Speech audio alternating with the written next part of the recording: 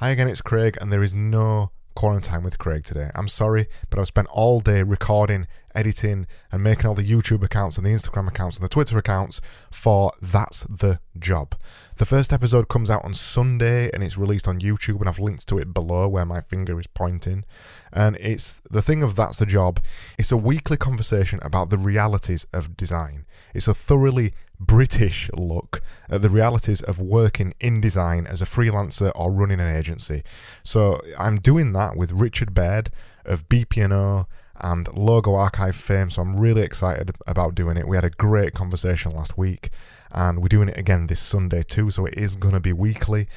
And the result of it is kind of a hidden look underneath how design really works. It's not a happy kind of it's not a happy Americanized graphic design podcast, and it's not really just about graphic design. It's about the fundamentals, it's about working as a designer, it's about surviving as a designer. It's all the stuff underneath design that no other podcast slash video slash series ever really covers, because they always want to cover the happy, joyful side of things. And by no means at all is That's the Job kind of really miserable.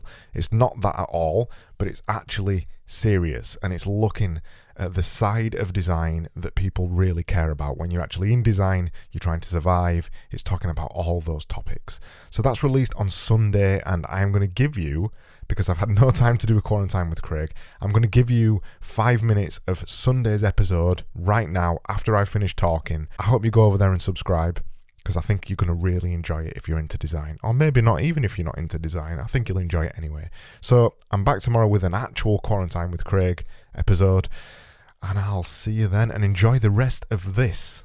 I've got this kind of image in my head of just writing That's the Job in my favourite font, which is Druck, and just leaving it at that. Condensed or extended? Oh, as wide as possible. Extended, yeah. Druck wide is just lovely. Okay, and we'll just see what we got, because that's the job.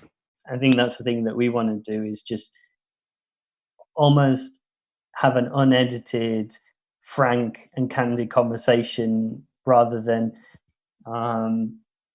okay, let's wait for the play button to go and then just kind of mythologize or just spew out a series of practiced anecdotes, which, to be honest, I've started writing out a few anecdotes.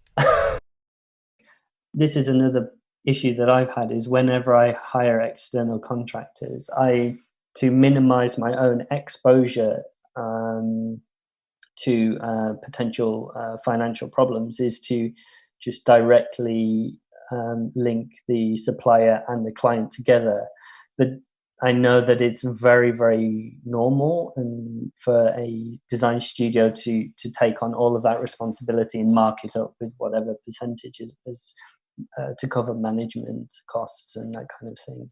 Where do you sit on that in terms of Genius Division? The reason we chose not to do that is because we have worked in kind of we've worked in kind of a white label fashion before as an agency for another agency. So sometimes we do web or digital stuff for people or other design work, and it's never worked well. And you know that the client knows that you don't really work for them. Everybody knows that it isn't true. And I think somewhere down the line, the client knows that they're getting ripped off. Mm-hmm. So we've never wanted to be like that. We're very transparent and honest with the way that we work. And when we have worked in that relationship as a supplier, where everybody's been aware of everybody else, the projects have always gone much more smoothly. So whenever we do bring somebody in, we always just say, so you need a copywriter or whatever. We recommend this person. We've worked with them loads. Give them a ring. We'll introduce you, and then we'll basically just explain the project to them and work with them directly. But you'll pay them directly.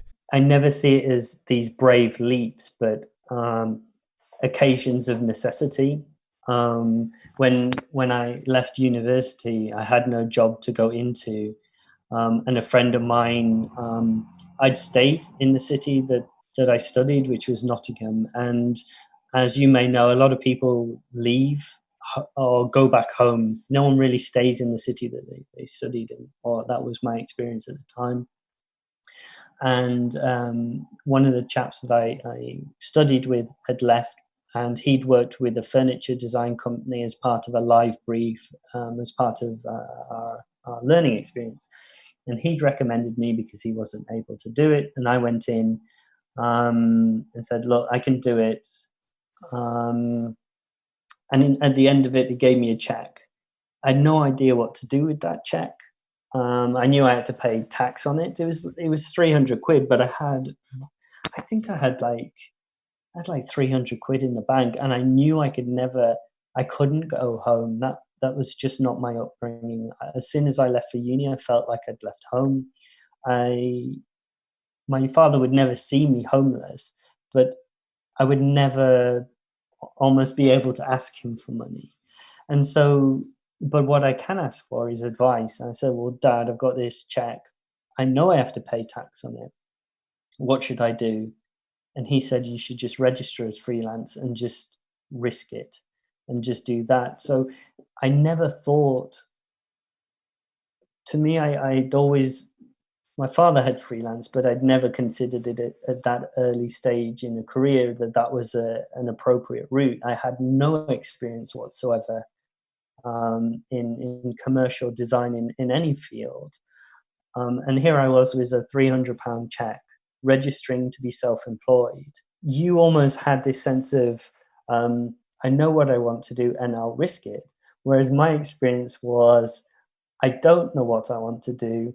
I actually don't even know I'm risking anything. I'm just doing what is necessary to survive. And this is the thing that is really important to me in these conversations we're having, and particularly around money, is there are ideals in design. There are things that you want to be and things that you want to do.